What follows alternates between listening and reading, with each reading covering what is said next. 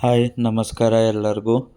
ಇವತ್ತೆಲ್ಲರೂ ಚೆನ್ನಾಗಿ ಪೂಜೆ ಮಾಡಿರ್ತೀರ ಅಂತ ಅಂದ್ಕೊಂಡಿದ್ದೀನಿ. ಗುರುವಾರದ ಪೂಜೆ ಕೆಲವ್ರಿಗೆ ತುಂಬ ರಾಯರ ಹೂ ಪ್ರಸಾದನೂ ಸಿಕ್ಕಿರತ್ತೆ ಅನ್ಕೋತೀನಿ.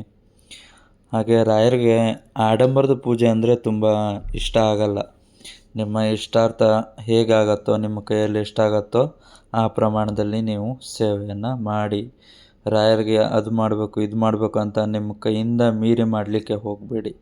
ನಿಮ್ಮ ಕೈಯಲ್ಲಿ ಎಷ್ಟಾಗತ್ತೆ ಆರಾಮಾಗಿ ನಿಮ್ಮ ಯಥಾಶಕ್ತಿ ಅಂದರೆ ನಿಮ್ಮ ಕೈಯಲ್ಲಿ ಎಷ್ಟಾಗತ್ತೆ ಆ ಪ್ರಕಾರ ನೀವು ಸೇವೆಯನ್ನು ಮಾಡಿ.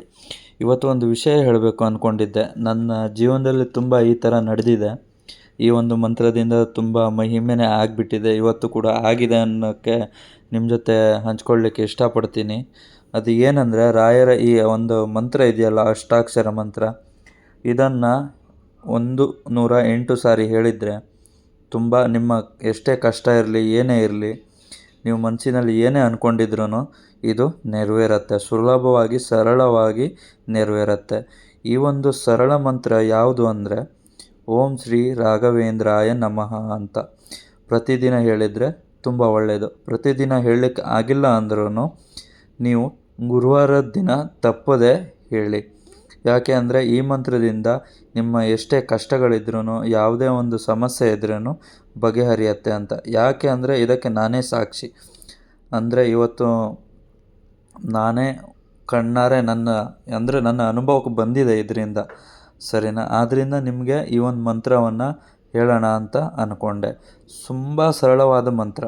ನಾನು ಮಠಕ್ಕೆ ಹೋದಾಗ ಅಲ್ಲಿನ ಪೂಜಾರಿಗಳಿಗೂ ಕೇಳಿದೆ, ಅವರು ಹಾಗೆ ಹೇಳಿದ್ರು. ಈ ಮಂತ್ರವನ್ನು ಇಷ್ಟು ಸಾರಿ ಹೇಳಿದರೆ ತುಂಬ ಒಳ್ಳೆಯದಾಗತ್ತೆ, ಏನೇ ಸಮಸ್ಯೆ ಇದ್ದರೂ ಖಂಡಿತ ಪರಿಹಾರ ಆಗತ್ತೆ ಅಂತ. ನಾನು ಹೇಳಿ ಟ್ರೈ ಮಾಡಿದೆ, ಹಾಗೂ ನಿಮಗೂ ತಿಳಿಸ್ತಾ ಇದ್ದೀನಿ. ಯಾಕೆಂದರೆ ನಮಗೆ ಗೊತ್ತಿಲ್ಲದೆ ಬೇರೆಯವ್ರಿಗೆ ಹೇಳಬಾರ್ದು ಅಲ್ವಾ? ಸೊ ಹಾಗಾಗಿ ಈ ಮಂತ್ರವನ್ನು 108 ಸಾರಿ ಹೇಳಬೇಕು ನೀವು. ಸರಳವಾದ ಮಂತ್ರ, ಇದಕ್ಕೇನು ಜಾಸ್ತಿ ಇದೇನಿಲ್ಲ. ಓಂ ಶ್ರೀ ರಾಘವೇಂದ್ರಾಯ ನಮಃ ಅಂತ 108 ಸಾರಿ. ಡೈಲಿ ಆಗದೇ ಇದ್ರೂ ನೀವು ವಾರಕ್ಕೆ ಒಮ್ಮೆ ಗುರುವಾರದ ದಿನ ಸಮಯ ತೆಗೆದುಕೊಂಡು ಕೂತ್ಕೊಂಡು ಈ ಮಂತ್ರವನ್ನು ಜಪಿಸಿ. ಸರಿನಾ? ಮತ್ತು ರಾಯರ ಪೂಜೆಯನ್ನು ಯಥೇಚ್ಛವಾಗಿ ನಿಮ್ಮ ಕೈಯಾನುಸಾರವಾಗಿ ಮಾಡಿ ಅಂತ ಹೇಳ್ತಾ, ಇನ್ನೂ ಈ ಥರ ಹೆಚ್ಚಿನ ವಿಡಿಯೋಗಳಿಗೆ ನಿಮಗೆ ತಿಳ್ಕೊಳ್ಬೇಕು ಅಂತ ಇದ್ದರೆ ಈ ಪೇಜನ್ನು ಫಾಲೋ ಮಾಡಿ ಅಂತ ಹೇಳ್ತಾ, ಹಾಗೆ ನಿಮಗೆ ಗೊತ್ತಿರೋರಿಗೆ ಶೇರ್ ಮಾಡಿ, ಸಬ್ಸ್ಕ್ರೈಬ್ ಮಾಡಿ. ಆಯಿತಾ? ನೋಡಿ, ಇವತ್ತು ಮಂತ್ರಾಲಯದ ಅಲಂಕಾರ ತುಂಬ ಚೆನ್ನಾಗಿತ್ತು ಅಲ್ವಾ?